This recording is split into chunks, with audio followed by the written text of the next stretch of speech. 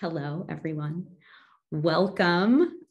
We actually have like stellar registration for this event. We've already got an awesome audience here, and it's just 1:05 Eastern.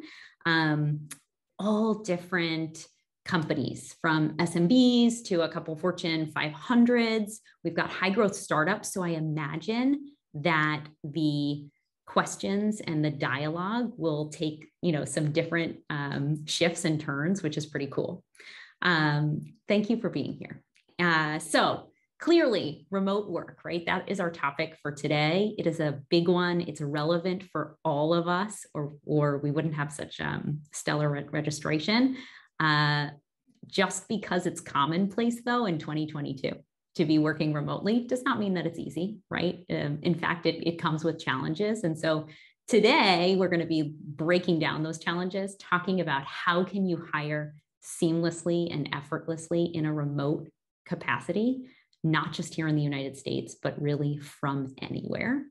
And so we'll do some quick introductions and then we'll dive right in. I'm Jen Goodfriend, VP of Enterprise Sales at recruiter.com.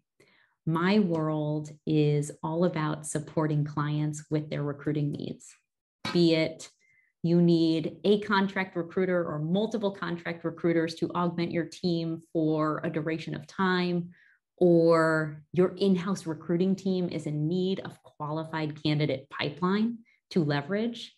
We do it all. And Deel is both a client and a partner of ours. And we know firsthand from working with Deel how invaluable your platform has been.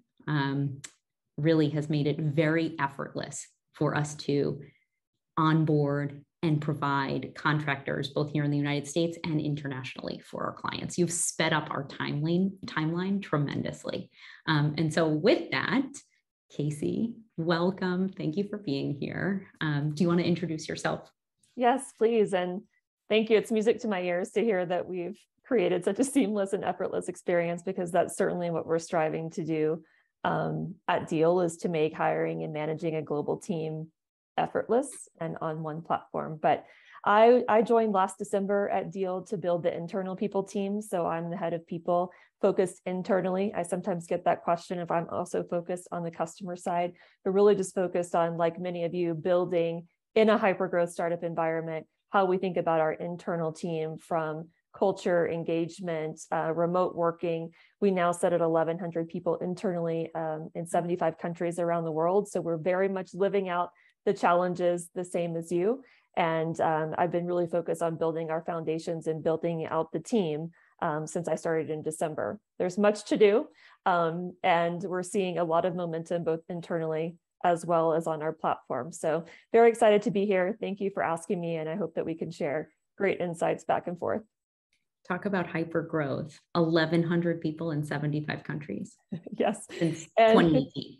Well, not even since. I mean, we started prior to my joining. So I started in December of last year. The team, mainly through the work of using, external recruiting support, agencies, leadership, went from 50 people at the beginning of last year, January, to 550 people to end the year. And then we've gone from 550 to just over that 1,100 mark this month. Wow. Amazing. So, and none of us really had a crystal ball, right, prior to March of 2020. But it was almost as if the Deel founders did. They had this vision of creating Deel. Yeah. They made it a reality, and then the pandemic hit, and it was like remote work was just immediately a thing if it had not already been a trend prior. So can you just shed like a little bit of light? How did the company come to be? What was the vision versus the reality that you guys are living today? Yeah, so both of our founders, Shuo and Alex, are immigrants to the US. They came from their home countries, China and France predominantly, to come over to MIT and do work and study. And they immediately saw the problem and had a real passion for fintech. So that's really where they were leaning and trying to do something specifically in the fintech payments. How do you get how would you even be able to pay someone who was working for you if they didn't live in the same country as you? And that's where the ideas were originating. And they actually went into Y Combinator, if you're familiar with that program, with the idea around independent contractors only, and the payments piece. And obviously then it began budding and evolving into, but what is the future of work going to be? And this was pre-COVID. And how do you gain access both from the employer standpoint, but as well as the individual standpoint, to be able to be connected with companies who you're driven to their mission, even though they might not sit in the same country as you.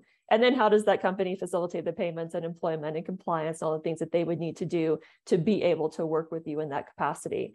And so it's evolved over time, evolved from the independent contractors only into our EOR, employer of record business, and now into global payroll. So we're seeing that whole evolution of being able to meet both individuals who are out in the global talent marketplace, as well as people like you, all of our customers and businesses, and being able to access that global talent marketplace. And like you said earlier, a very seamless and effortless, and most importantly, compliant way. Totally. Can I just dig in deeper on the business model? Because I'm pretty sure the audience wants to like really understand exactly what it is that Deel does. Yes. And so under what scenario, right, would a company typically knock on Deel's door? Yeah. So sometimes it differs. Sometimes you have a very specific problem to solve, right? We saw this definitely during COVID, where my people are now moving from our country of origin, or even our city of origin where we work, our location, and they're needing to move for a variety of reasons. And how do I keep them and retain them, although they're now moving out of the US into other countries, when I don't have an entity established there? Is that possible? What are my options? How do I do it? So definitely there's those scenarios. Then there are those that are more strategic, where people are specifically looking at specific locations around the globe where they want to be able to access talent, stand up maybe a physical presence as well, an office location, or at least focus people to be able to be working in the same time zone and general area. We definitely see that as well. And then there's those that come with a broader strategy of hire anyone, anywhere, which is what we've adopted internally. And really just, how do I engage and find the best talent? And once I find them, no matter where they sit, what are my options into how I bring them on board as part of my workforce?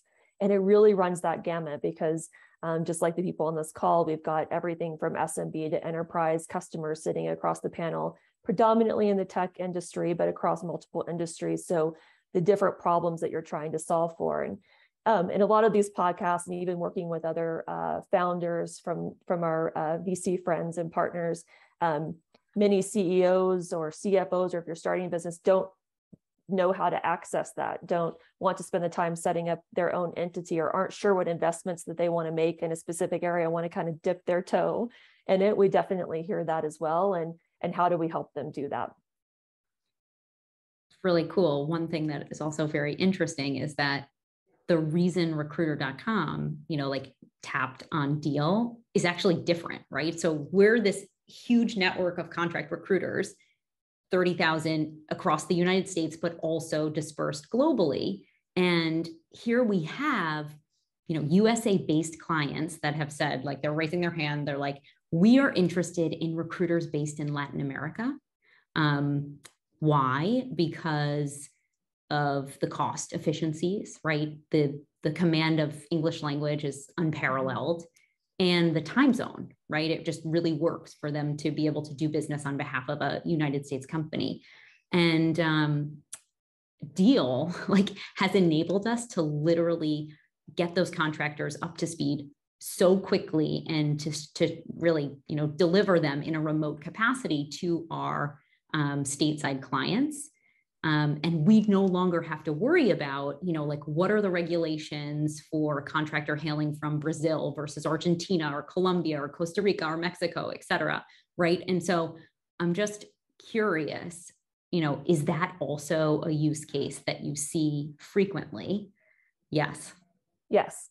I would say that, again, it's the different strategy piece around cost. Cost, specifically with the environment that we're in right now, specifically in the US, is also becoming more of a top factor for people.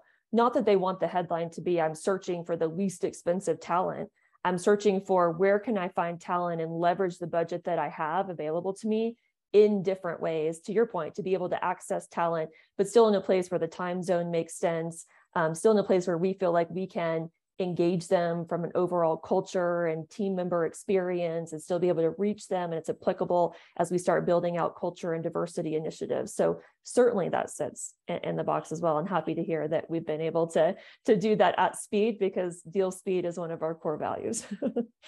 Speed for sure. Yes. I mean, it's unbelievable to me how quickly we just embedded into the platform and then hit go, really. Yeah. Okay, so clearly recruiter.com is a client. You talked a little bit about how you predominantly have tech companies as a client, but can you just shed a little bit more light on, who is a typical Deel client? Is there a typical Deel client? Yeah, like I said, tech is definitely a very heavy contingency for us. If you think about the way that tech works, right, and being able to accommodate, I know Tesla's in the news right now with Elon and coming back to the office. Hard to build cars and do things like that if you're creating something, not being on site, but certainly tech. So I think that's why it's resonated the most with, we are a technology platform, HR tech, and in the fintech space, and being able to engage people. And I think the technology industry overall has been more apt in how they think about managing and engaging their global workforce too, and leaning into tools and how do they have access and how can you connect people through those ways. So certainly we see that, but honestly, we're touching a lot of different industries, predominantly SMB and mid-market, but all the way up to enterprise as well. Got it. One thing that's really interesting for us is that we have this really large contractor network of recruiters, but we also have an internal HR team where payrolling recruiters from all over the world can be a headache and a little bit of a logistical nightmare, right? So really Deel is supporting two stakeholders, right? You've got your HR professionals at companies, and then you've got the contractor where you make their life so easy. There aren't that many companies out there that have the duality of supporting, two stakeholders in that capacity. Do you want to just talk a little bit more about that? Is there a philosophy there? Yes, it's so important to our co-founders. Like I said, they started kind of from the beginnings of how do we solve for the contractor, right? Not necessarily solving for the companies trying to engage with those contractors. So it's very much built and threaded into our culture to think about solving for those pain points too. And there is the duality, like you said, of who the customer is. And we take that very seriously from a support perspective as well. But the contractor, what we've been able to achieve on the platform opens up so many things for them in terms of their optionality and flexibility, how they want to get paid, the currency that they want to get paid in, being paid in crypto if they would like, having a Deel card. So there's so many things that give them that flexibility on the platform, so much so that, sometimes we have them being salespeople as they change assignments or change who they're working for or providing services to, where they're saying, I'm already on Deel. I'm well functioning there in terms of like my payments and banking and my card access. So could you also use Deel in contracting with me, which I think resonates because that means that we're doing something right in terms of how they see the flexibility and the ease of accessing the platform. Is that what a Deel card is? I just want to make sure I'm clear, right? So they can go from one company to another. Yes. Okay. It's a credit card, right? So that's part of the fintech piece that we also have in our playbook on the platform, and being able to offer the payments to them in a variety of ways that make sense. Got it. Okay. So you talked a little bit about the payroll component and the Deel card, but just really curious, how many countries and how many payrolls are you actually dealing with right now? So we have people sitting in over 150 countries for our customer side. Us internally, with that 1,100 mark, I believe at least of Monday's class, we were at 75 or 76 countries that we contract or employ people directly internally, which is massive, as you mentioned, right? Because I can tell you, I'll talk to several CHROs in my network per week or lean in on a sales call.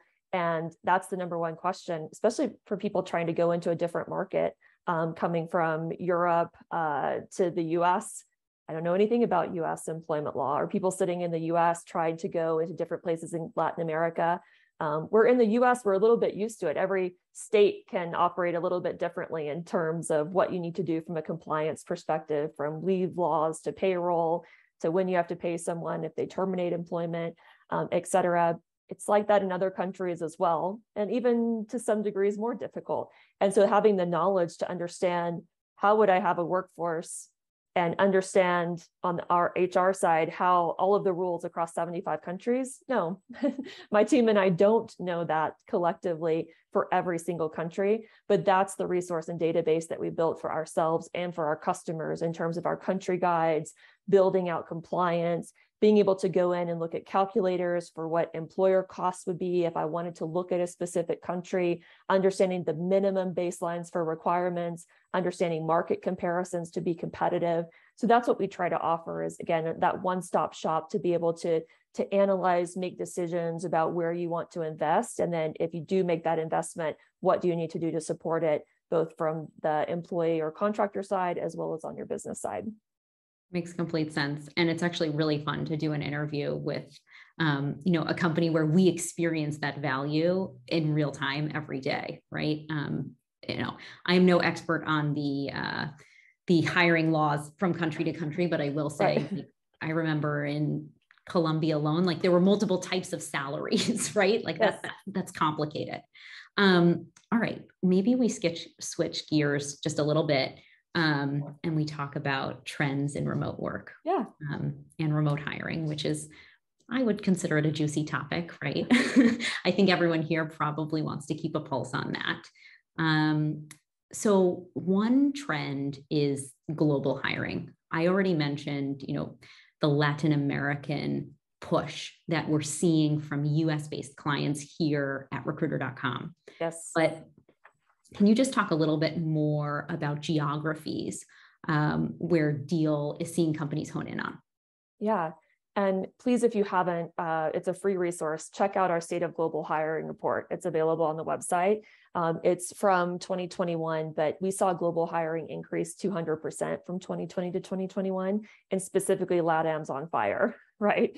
In terms of what we're seeing in growth rate of just people employing people or contracting with people across Latin America, the salary increases or wage increase that we're seeing for folks sitting across Latin America, similar also to other countries like Pakistan and other things that were perhaps under the radar previously. So it's a very interesting read, looking at our customers and those that participated in that hiring report for us. But yes, Latin America is such a wealth of talent that I think has gone untapped because, hiring in Brazil is quite difficult, and understanding the difference between Mexico, Colombia, Brazil, Peru, Argentina, and the different things that you have to do to be successful in each of those countries, as well as the things that you want to incorporate that seem standard or competitive for that culture, right? As you envelop that culture into your own, specifically for those of us who were sitting here in the US previously. So that's all really, really interesting. But it's awesome, I think, to be able to engage people in Latin America, to connect them and see the places that they're working or engaging with that they might not otherwise have had an opportunity to, because we weren't looking at Latin America before. We were only looking in the US. Or just weren't ready, as you mentioned, right, to fully dip their foot into opening an office locally somewhere, right. Especially, on the heels of a pandemic, if you will. Exactly. Are there specific top international geographies? We've talked about Latin America. You just spit out Pakistan, which is really interesting. But are there like a core 5, or are there some that are leading the pack? Really curious. Yeah. So we definitely see. So internally for us, we have a really heavy contingency across the UK, US, Canada, Australia, Israel, Germany, Ukraine. And Russia. So very interesting, dynamics in terms of where we've been able to source specifically engineering and product talent, sitting across EMEA, which for me was a learning experience coming to Deel. I hadn't had that opportunity, or had been more sequestered in our location base and other places that I had been. And then we see something similar, because certainly account executives on the sales side, engineering, that's a hot topic to try to find talent and open the doors into where you're looking for those people. So it's very similar countries in terms of where we're seeing also people hire in our customer base, which I think is kind of interesting. LATAM, though, strong growth, as well as APAC. And I think people starting to understand, like, where do I employ people in APAC? But people in APAC aren't just sitting in Australia. They're sitting in Indonesia. They're sitting in other places that you wouldn't necessarily think about or have thought about opening an office, but with being able to engage people no matter where they sit within a region. So it's a little bit spread out across the regions, but very regionalized in terms of specifically LATAM and APAC growth. Got it. You also touched on salary trends. Yeah, so, like, the hottest topic. Increasing, right? Latin America, which we know too firsthand, and we're excited about for our contract recruiters located locally. But are there leading regions where salary trends are just shooting up? Yeah, so definitely, like I mentioned, Pakistan also on that list, Mexico specifically on that list, where we saw just significant growth from 2020 to 2021. And we'll be working on the 2022 because I think that will even be more interesting as we see where people have started to really look at talent. We even see that in our own internal recruiting, where people know their worth and their value more and are more educated around it. We also provide some salary benchmarking and salary insights for people to be able to access. So again, in serving that duality of who our customer is, we're hoping to also be able to equip people on both sides, on the company side, as well as the contractor and employee side, to understand what expectations are, as well as benchmarking of like benefits or perks or rewards in the region in which they're sitting. Cool. Maybe we do just touch on the US, like a little bit, right? Because clearly you're also payrolling talent here in the United States. Yes. Are there a top 5 states emerging where there's been so much movement, right, of candidates just in the last 2 years, where they may have only been predominantly located in big cities? Now maybe they're more spread out. What are you seeing? Yeah, so we don't track this actually specifically for our customer base, but we do internally. California, New York, and Texas are still very hot. So not everyone has left California. They're still there and still we're hiring them. And then after that, great weather. I also love it there. But also we have like close contenders coming up, probably if we were looking at like a 4th and 5th spot, because it's really kind of all over the place in terms of where we just have a few people sprinkled. We've got a mountain man sitting in the middle of Montana with Wi-Fi and a cabin. And then we're starting to get a contingency of us sitting in the Utah area, but they're just kind of really sprinkled. But at least from our WeWork data, as well as just our own internal data, those would be the top 3 states. Texas on fire, as everyone knows, with people traveling there, as well as Georgia. Yeah, there's been a lot of movement to Texas and Georgia. We're seeing that too. Great.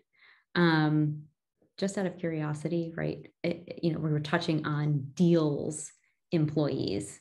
Is your entire workforce remote?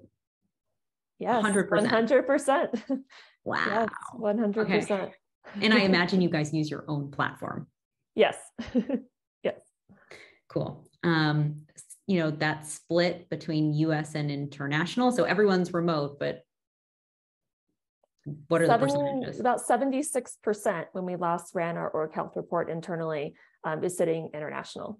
So outside of the US. Yes. Predominant. So it's predominant, even though technically the founders coming out of YC started the company and were operating out of San Francisco to get it up and running, never have had like a true office either. So they were never invested in the real estate or the workplace.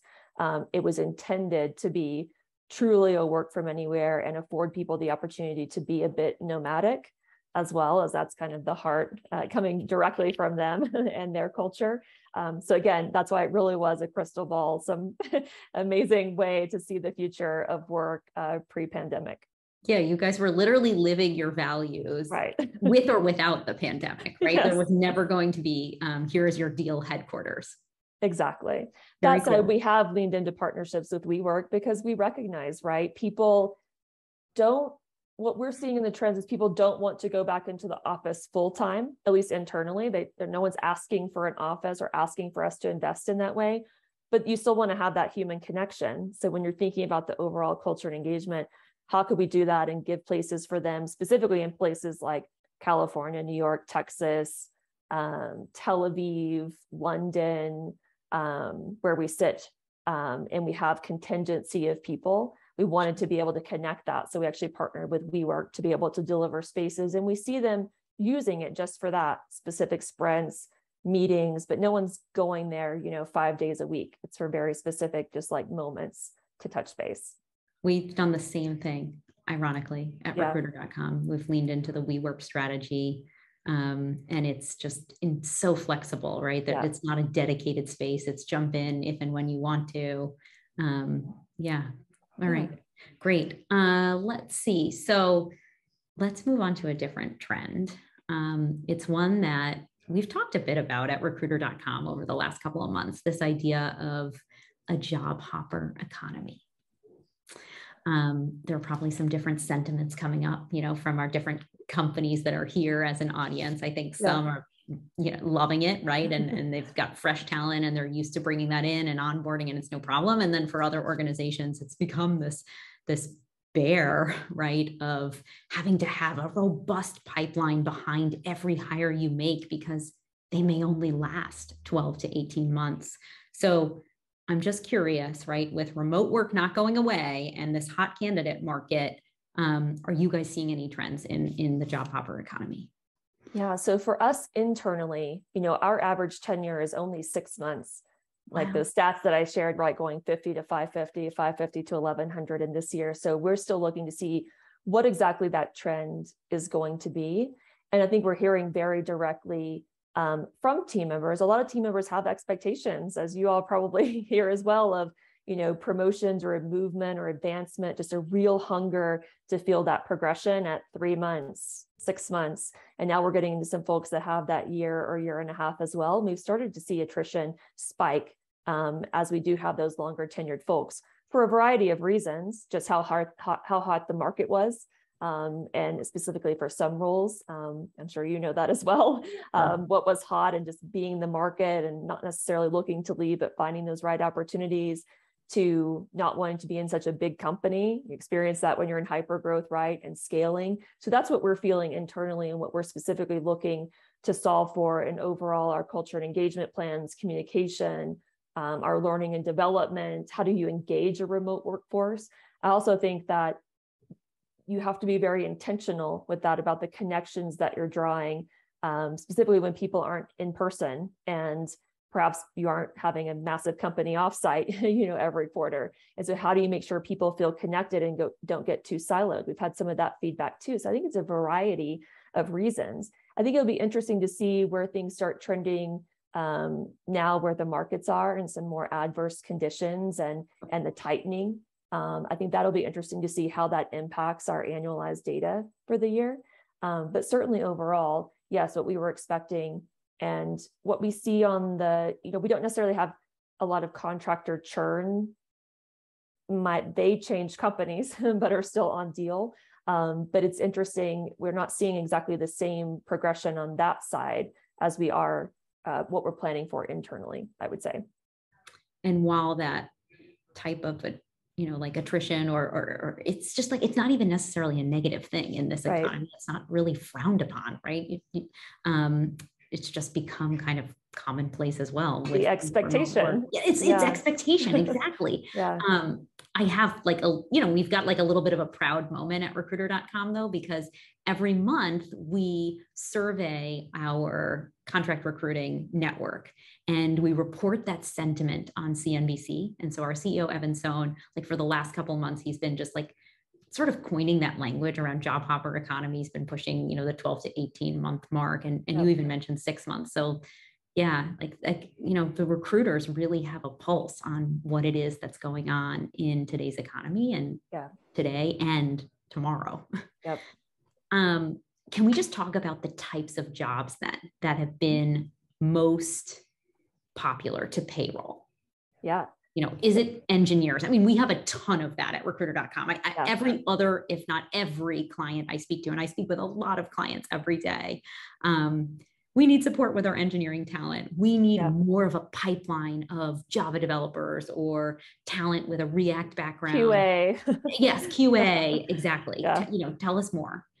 Definitely. Product, eng, and sales I mean, those are the key that people are looking for to specifically engage anywhere and looking to tap into new markets, both for the cost aspect, right? How we talked about budget and going further with that dollar and being able to still hire specifically in this down economy. So that certainly is a trend, like we mentioned at the beginning. But those are for sure the hottest. And we're not too far off base internally as well. Certainly engineering and product, we've been ramping specifically leading up to last month, and then we're stabilizing a bit. But account executives, sales development representatives, support and success, customer success, that's where we've been really focusing internally, and obviously doing a lot of hiring against that to ramp our headcount for the year.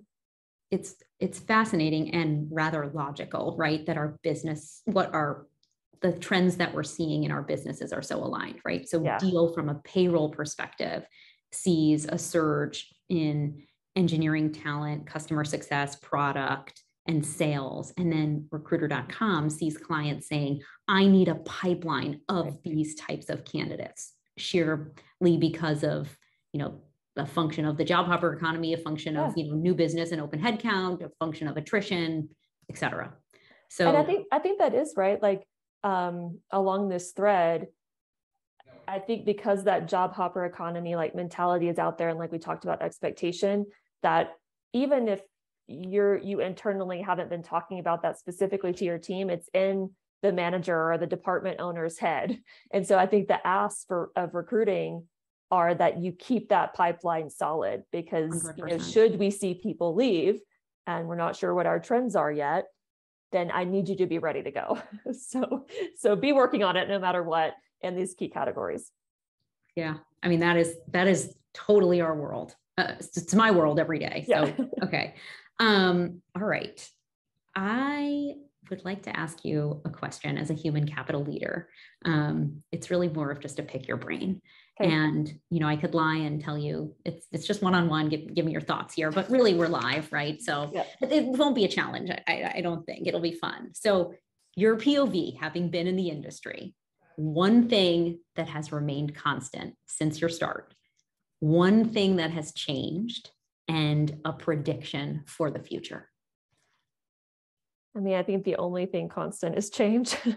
And we've certainly been on the roller coaster ride of it, specifically. And I think one thing that's fun that has changed, and I mean, HR has been an evolution, right? Since like HR business partnering became popular and different, ways of thinking about HR more strategically. But man, that really came to the forefront for companies who maybe had not invested in that way, or not had a certain type of talent on board within their internal HR team, or partners that they were looking at, right? Like recruiting also just delivered to the spotlight of working in a different way and being able to engage talent in a different way, pipeline in a different way. I think it's just fascinating to see like what's this evolution going to be for HR itself in the future of work. But certainly that's what has changed most recently. And then, I mean, I think we're seeing it all over the place. Remote work is here to stay.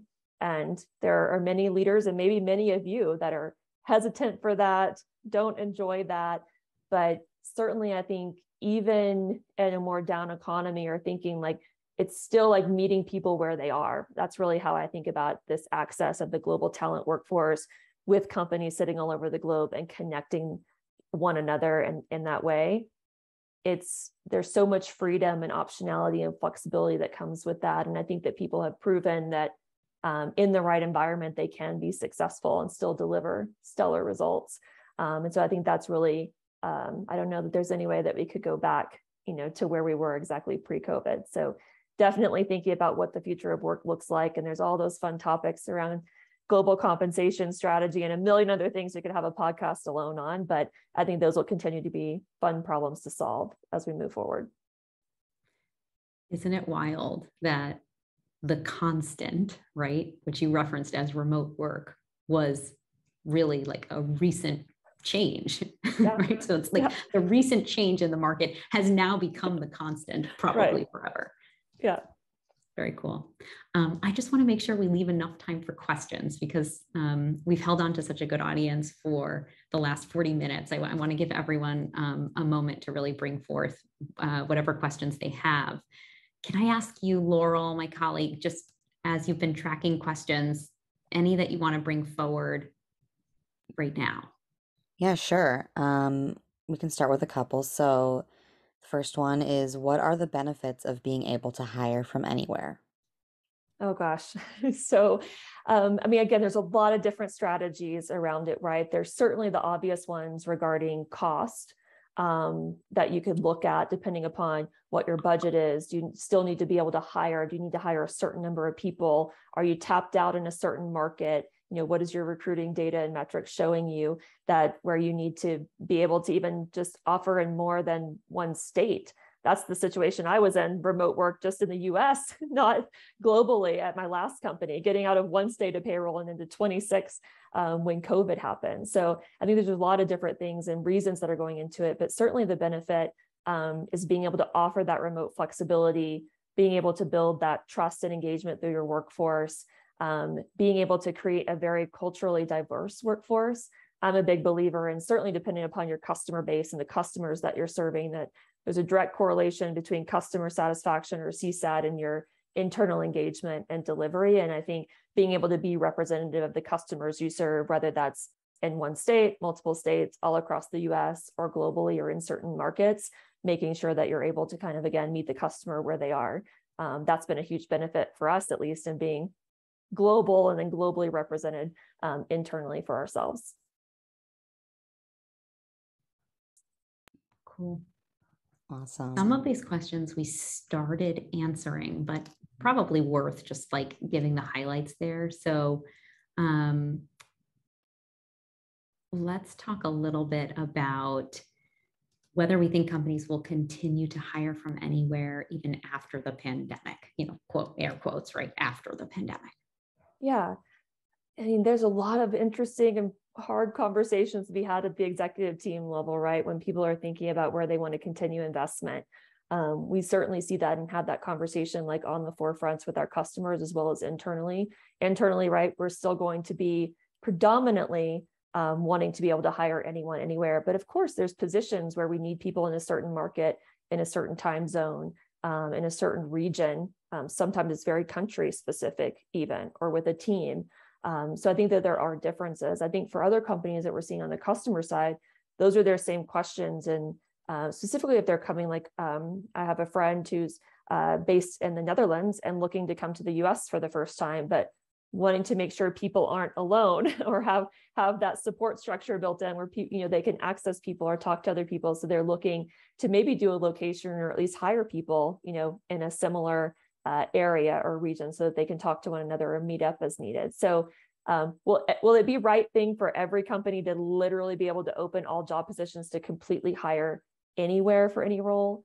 No, but I think depending upon what your strategy is and your philosophy and how well the partners that you choose, how well you think you can manage that engagement or how you want to manage your workforce, I do think we'll continue seeing the trends of LATAM continuing to explode, specifically in other areas for those folks who are based in EMEA, where they're really doubling down to be able to hire outside of your country of company origin. There are two questions here that are rather connected. One is around like strategies for building a good remote culture, and the other is around scaling a remote team quickly, like the processes you have to put in place. Maybe we can combine those. Yeah. It must be done very intentionally, I would say. It's not something, of course, some of it would happen naturally if you left it to its own devices as people find a way to make those connections and build things. But I really say it starts at the heart, the foundations of the people or the HR programs and services that you're building internally. Also, the partners that you're choosing have a big place in that too, because they're directly interfacing, and you need to be very specific with, this is the type of culture that we have. These are my expectations around everything from our values to, things that we look at from a principals perspective and who we're hiring and who's going to be a good fit. And certainly, as we've learned, not everyone is a great fit for working in a fully globally remote workforce. We've definitely had some attrition over that in our early days as we were just looking to hire and bring people on board. And now we're taking a step back to think more strategically about that piece in the candidate process. And we've created a remote work guide, not just any remote work guide, but remote work at Deel and what it's like to work here, so that we're not relying upon just the HR, the hiring manager, or talent acquisition to explain that or articulate it, but really so people see it, can spend time in it. And we've had people in the interview process say, I thought that I wanted to work remote like that, but actually I don't. So I consider that a success, right? And then once we bring the right people through the door and begin onboarding, being very intentional in onboarding to make sure that they feel those connections. We're a heavy Slack company, so everything is on Slack. And I'll plug one of our acquisitions from last year, Roots. We're really leaning into Roots connections, Roots PTO, like who's out of the office, Roots org chart that just launched live today. I'll do a little plug for them. How do I find people within the organization? How do I know who does what, right? So that's a big piece where you need to make sure that you have the structure scaled in a way where they have access. And usually that comes through the tools in your HR tech stack to be able to make those connections when you're in a fully remote workplace. I saw the Roots org chart launch today. Congrats. That's awesome. I mean, that was just such a win for us internally. Yeah. I mean, getting to this number of people sitting in that many countries and just hiring that many new people at once, like with how large our new hire classes are, such a win. And I was so happy we were able to turn it externally for free. I'm actually like in real time imagining what that org chart looks like, and like how many times you have to move the mouse across the screen and then drop down layers just to actually be able to see 1100 and you can even just search, people. right? You can you say literally like, need to be able to search it. That's right. Yeah, it's like the search command is what find. I think is so powerful to just say like, oh, people team, oh, total rewards, oh, like who do I ask a question to at this point? So I think that's, anyway, we're looking forward to it, but little things like that, the tools I think are so critical when you're in this type of a work environment. And having that playbook and being transparent with the person that you're interviewing, right? What you said is, some candidates have been forthcoming and said, I thought this is what I wanted, but maybe it's not. And you're right, that is a total win because it works against that attrition challenge. Right. There are two questions. One is anonymous. One is from Demons. I hope I'm pronouncing your name correctly. Both are really around engaging candidates and building candidate pools. So I'm happy to take those. Yeah, I'd love to hear. Yeah, here's what I'll say, right? In the environment that we're in, the candidate market that we're in, you have a lot of companies that are fishing in the same pool of candidates. So you're building that target list, via social media platforms that we all know, or a resume database. And as such, you're doing outreach, to the same candidate that your competitor and 3 other competitors or 9 other competitors or 12 other competitors are also doing outreach to, which is why candidates have become kind of numb to traditional, a traditional 300-word email. And so at recruiter.com, we build candidate pools really differently. First of all, our data set is rather differentiated. We're not just leaning into traditional data that is used in recruiting. We're building a much wider top of funnel of candidates that you deem appropriate to be appropriate for the role, and also our AI technology feels are appropriate for the role. And the more diverse that you can build that top of funnel, the better off you are to be building, a diverse team at the bottom of the funnel, right? And so we truly believe in the power of email outreach. We believe in the power of, sequencing our candidates at the right time with the right message, making it as personable as possible. And for the anonymous attendee that talked a little bit about sales positions and account executives, I'm happy to have a further conversation with you. We've built our entire enterprise sales team leveraging our own technology. And we would do the same, whether you're in the legal field, the healthcare field, the tech field, et cetera. So it's really about building the widest top of funnel possible. It's about the data that goes into that funnel and ensuring that you have maximum diversity at the top, because that's where you're going to get the best results. Last question here, and we answered it a little bit, but this person might have stepped in a little bit later. Casey, do you mind just going into one more time the areas of the world where remote work has become the most popular? Sure. So certainly LATAM is the hot topic there that we touched on. That's where we're seeing the most significant growth. And then, as mentioned, global hiring, though, from 2020 to 2021 even was up 200%. And there are some hot regions. I mentioned Pakistan. We're also seeing significant growth in Pakistan in terms of salaries. Some not completely on par with what we're seeing across Latin America, but certainly there as well. And then across APAC as a region, we're definitely seeing growth. Great. All right.